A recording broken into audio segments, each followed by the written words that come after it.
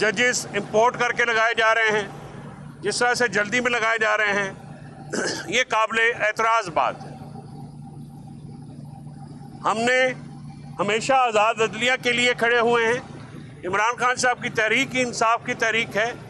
तहरीक इंसाफ 1997 में जब लॉन्च हुई तो दो ख़ानदानों की करप्शन और दो ख़ानदानों की लूट मार के ख़िलाफ़ जो है वो फोर्स तीसरी सियासी ताकत के तौर पे खड़ी हुई। इमरान खान साहब की 29 साल अंत तक मेहनत के बाद पाकिस्तान तहरीक इंसाफ आज जिस मुकाम पे पहुंची है, पाकिस्तान के तूल अर्ज़ में, पाकिस्तान के कोने कोने में इमरान खान साहब का जो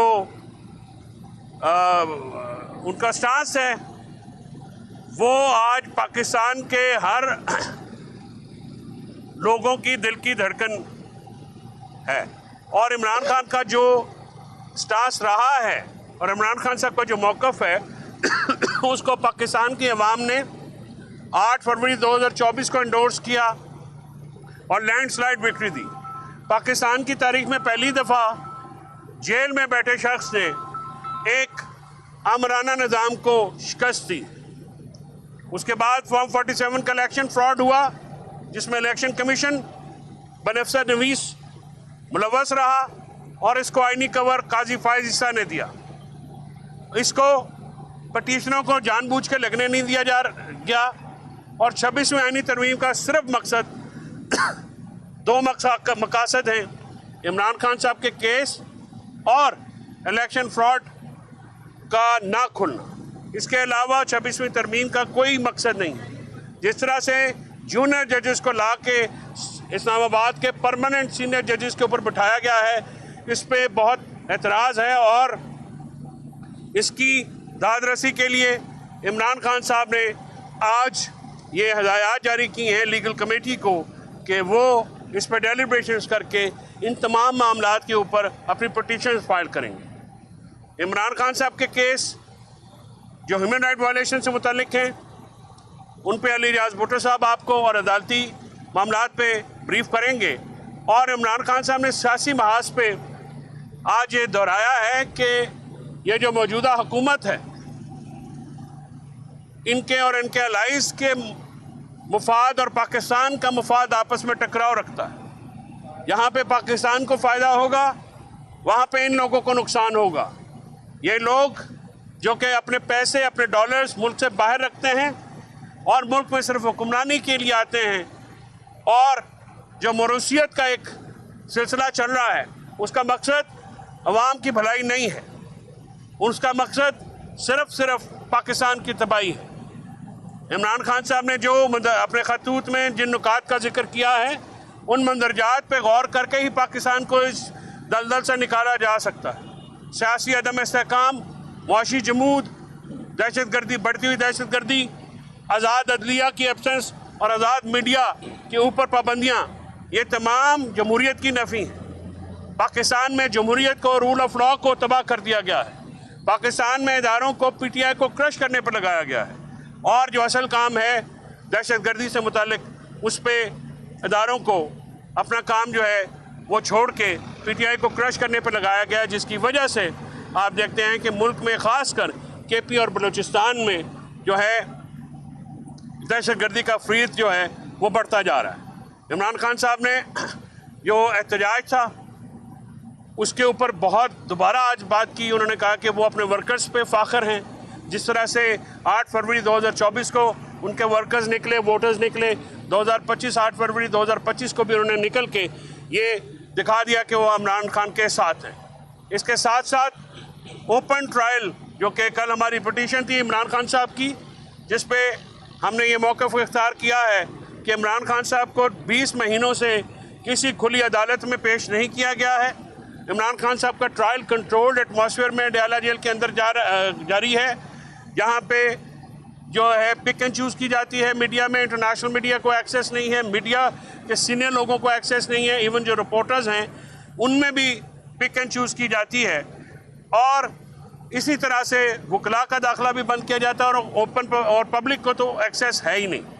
लिहाजा ये जो एक कंट्रोल्ड एटमॉस्फेयर है, हम ये चाहते हैं कि इमरान खान साहब को आइन, कानून और इंटरनेशनल स्टैंडर्ड जो फेयर ट्रायल के हैं उसके मुताबिक ट्रीटमेंट मिले। इमरान खान साहब पाकिस्तान के सबसे बड़े सियासी लीडर हैं, पाकिस्तान की सबसे मकबूल पार्टी के रहनुमा हैं, साबिक़ वज़ीर-ए-आज़म हैं और पाकिस्तान का ब्रांड है जो कि दुनिया भर में जाना जाता है। पाकिस्तान के फलाही इदारे जो उन्होंने कायम किए हैं वो इमरान खान की ज़ात पे जो है वो चलते हैं, उनके वर्ड्स पे चलते हैं। लिहाजा उनके साथ जो ट्रीटमेंट है वो बिलखसूस इस बात का मुतकाज़ी है कि रियासत फॉर्मर प्राइम मिनिस्टर को ना सिर्फ एक ट्रांसपेरेंट और आज़ादाना ट्रायल दे बल्कि वो ट्रायल आम आवाम में होता हुआ नज़र भी आना चाहिए। इंसाफ ना सिर्फ दिया जाए बल्कि इंसाफ होता हुआ नज़र भी आना चाहिए। हमारी ये डिमांड है। और कल रात को जो लेटर आया है या जो इमरान खान साहब की गुफ्तगू आई है, थोड़ा सा, अब पता नहीं आप कितनी देर ये चला सकते हैं, मैंने देखा है कुछ मीडिया पे ये बातें आई हैं, तो ये खुशाइंद है कि हमें थोड़ा सा मीडिया को भी ज़रूरत हो और हम वकला का शुक्रिया अदा करते हैं जिस तरह से कल उन्होंने अपनी आवाज़ उठाई और जिस तरह से जुडिशल कमीशन ने अपॉइंटमेंट्स की वो काबिल एतराज़ बात है, हम उस पर मोतरज़ हैं। अब अली आपको जुडिशरी से मुतालिक या दूसरी बातों से मुतालिक ब्रीफ करेंगे। चलें। आज इमरान खान साहब ने इंसानी हकूक़ की पामाली पे फिर बात करते हुए वाज़े किया है कि जिस तरह 2.5 साल से पाकिस्तान में इंसानी हकूक़ पामाल हो रहे हैं, चादर चार दीवारी का तकद्दुस पामाल हो रहा है, जिस तरह लोगों को अगवा किया गया, लोगों पे तशद्दुद किया गया, हमने इंसानी हकूक़ के हवाले से जो हमारी पटिशन्स थी, हमने लाहौर हाई कोर्ट में भी गए। 1.5 साल पहले बाकर नजवी साहब ने हमारी पटिशन थी उस पर फ़ैसला रिज़र्व किया, आज तक वो नहीं सुनाया गया। फिर हम इस्लामाबाद हाई कोर्ट में आमिर फ़ारूक साहब के पास गए कि हमारे जो इंसानी हकूक़ से मुतल्लिक़ा केसेस हैं उनकी सुनवाई की जाए, लेकिन नहीं की गई। फिर हम काजी फ़ाइज़ ईसा जो बैठे हुए थे उनके पास गए कि हमारे इंसानी हकूक़ से मुतल्लिक़ा केसेस को सुना जाए, लेकिन नहीं सुना गया। हम फिर इमरान खान साहब ने लेटर लिखा जो मौजूदा चीफ जस्टिस हैं जस्टिस याह्या अफरीदी साहब को कि हमारे इंसानी हकूक़ से मुतल्लिक़ा केसेस को सुना जाए। 2 दफ़ा हम लेटर लिख चुके हैं, हमने पैगाम भी दिया। हम इस्तदा करते हैं चीफ जस्टिस साहब कि पाकिस्तान की तारीख़ लिखी जा रही है, आप बराए मेहरबानी हमारे जो केसेस हैं उनको सुने।